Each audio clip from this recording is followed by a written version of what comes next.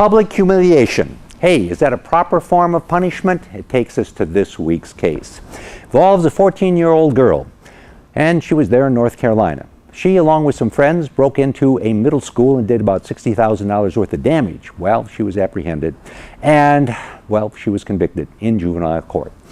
Among the punishments that she received is she had to pay $250 in restitution. She couldn't associate with her co-defendants again. She could not go on the school property for approximately 6 months. She was suspended from school, a variety of other things. Long story short, she also was ordered by the court to wear a sign 12 inches by 12 inches that had in bold print, large letters, "I am a juvenile criminal." Well, needless to say, this 14-year-old girl did not like that, and she appealed that conviction and the imposition of that punishment. And went forward, and it found its way up to an appellate court in North Carolina. There the court heard the arguments. On the side of the state, people who wanted to see that that punishment was enforced, was the argument that, one, well, she's identified as a criminal. That's okay, because under the statutes in North Carolina, we have the ability to get criminal records even for juveniles. And therefore, the fact that she's identified as a criminal makes no difference, because that information could be obtained through a right to access criminal records. On the other side of the argument was, wait a second, that statute that's being used by the state is really a statute that's designed for accessing various court files. It's not a matter of having someone wear a sign saying that they're a criminal. The other argument on behalf of the state was, well, she has a right to be supervised. And in this instance, we need to supervise her in terms of her conduct because she essentially is on probation. This, having the sign, will make it easier to supervise her.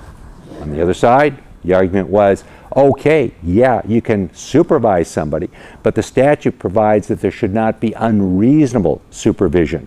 And in this instance, it really is unreasonable supervision. Other argument on behalf of the state was, well, hang on a second. It's not mandatory that she wear that sign all the time. She only has to wear the sign when she is outside her house.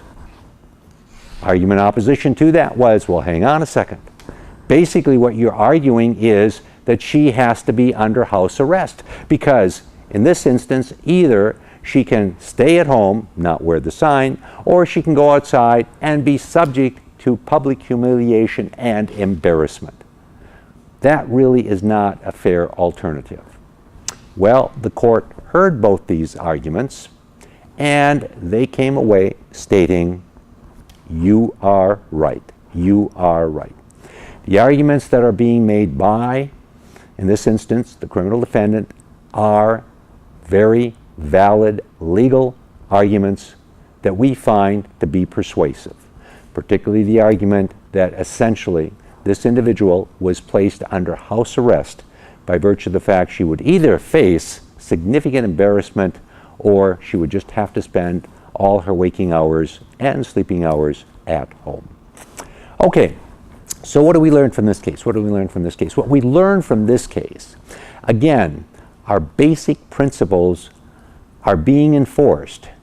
As we are well aware, under the U.S. Constitution, there cannot be cruel or unusual punishment. And that applies. Now, when you're dealing with minors, a little different set of approaches apply, but bottom line, there cannot be cruel or unusual punishment. When someone is ordered to wear a sign such as this, that essentially is very unusual, it subjects them to a significant amount of embarrassment. And as you can see from this quick and relatively fast overview of the arguments that were used, the court was not persuaded by what the state had to say, and the court found that this was, at the end of the day, essentially a house arrest that this gal was being subjected to, because otherwise it was somewhat unusual, needless to say, that she would have to wear a sign saying, I am a juvenile criminal. Okay, we bring you this case, as we bring you cases every week, so you understand how the law works. I'm David Allen.